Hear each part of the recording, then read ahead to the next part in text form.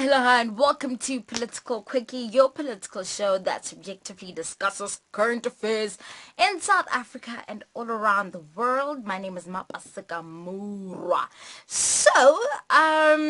The new government has withdrawn the mining charter that came out last year at around June.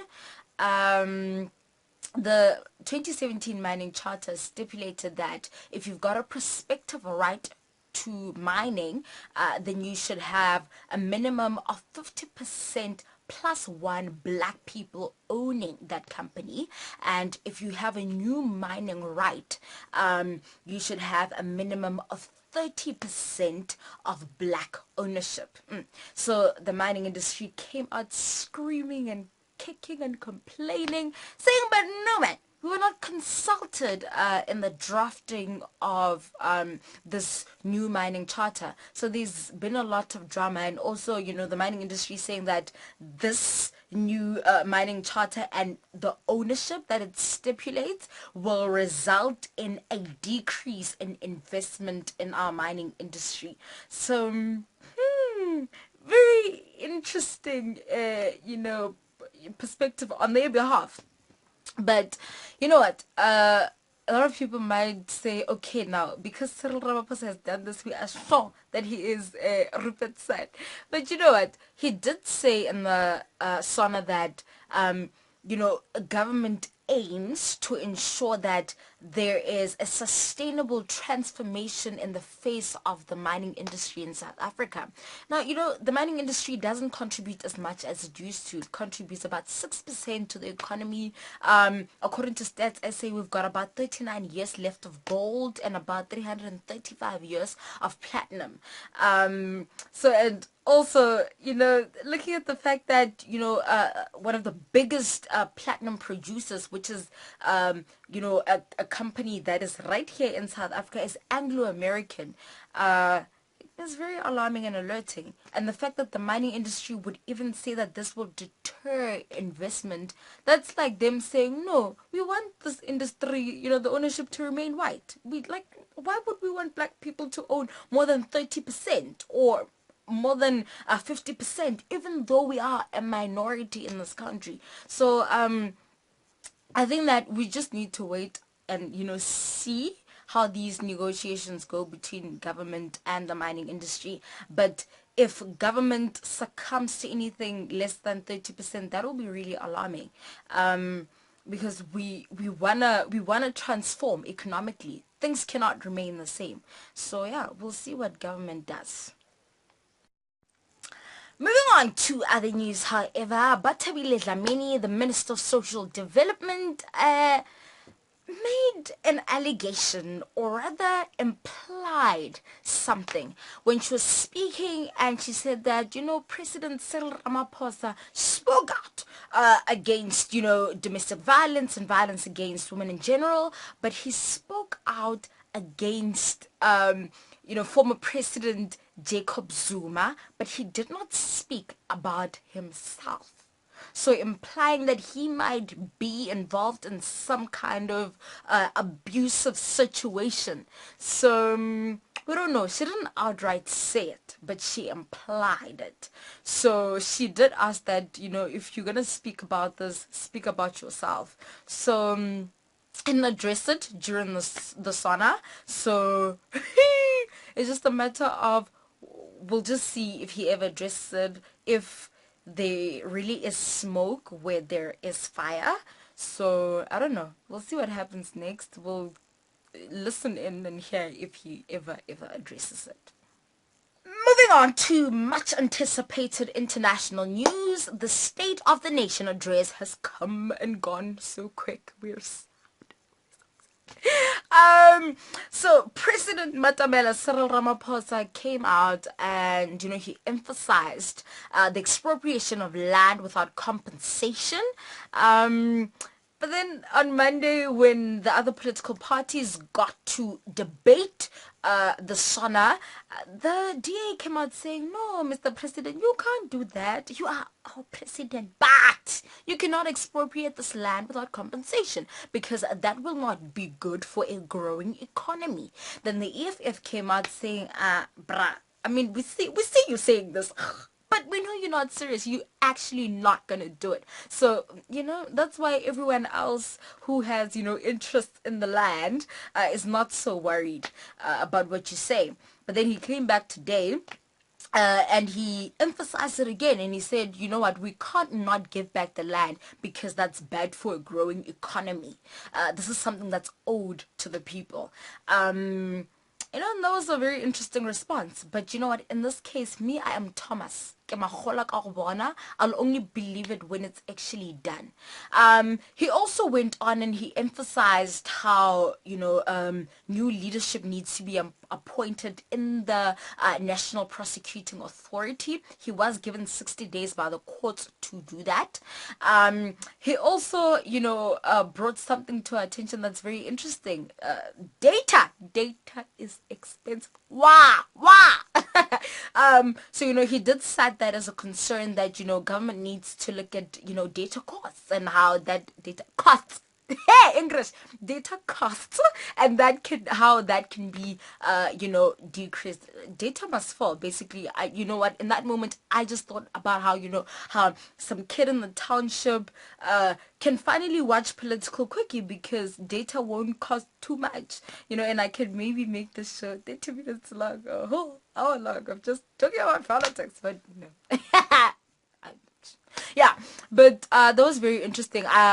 Another thing was that he acknowledged his role in the Marikana massacre. He didn't really say, I'm sorry, I apologize. He just said, he acknowledges the role that he played as chairperson of Lonmin Mine at the time. I don't know. There's this sense in the air that he brings. He was walking this morning and people out there joined him in the walk, hashtag, cover must fall type of situation. He's charismatic and he sort of brings this, let's kumbaya, we are going to solve all our problems. So he tempts you to believe that there could possibly be change, and that the things that he says will be done. But I don't know. I think I've learned from past experiences that to not trust politicians so easily. Am I prepared to give him a chance to prove himself? Absolutely. I'm prepared to give him a chance. But I don't trust him. I don't trust politicians at all in general. But I do think he deserves an opportunity to prove himself. But whether or not I believe that he will actually say all the things that he said, I don't believe it. But we will see. We will see. Let's give him a chance and see what happens. Yeah. So with that being said, let's move on to that very, very nice segment of ours where we speak about how we, the youth of South Africa, can turn things around economically and turn things around economically for us as a continent, as Africa, which, I still argue Africa is a country. It's not a continent, but whatever. Yeah. So, when you're speaking about something and there's always that one person who is an anomaly who says, but that really can't be done. The youth really can't do that. And that's the person we have on the show today, who's going to bring a fresh perspective from myself and Mhlohonolo, who's got, different perspectives, saying that actually I think we can't do it without government. So, let's listen to what he has to say. Can we as the youth in Africa generally and in South Africa in particular grow the economy, contribute to the economy, and ultimately develop the country and the continent independent of the political parties and politicians and governments? Well, I don't think so. Well, I'm not a pessimist. Actually, I'm an optimist. But if you look at how the post-independence states in Africa generally have been structured, and how they've been doing economically for the past 50 to 60 years, and if you look in South Africa, what it has been doing for the past 20 years, economically, it is near impossible for the youth, independent of any political backing, any government backing, for us to just go out there and start businesses and create employment and come up with creative ideas that can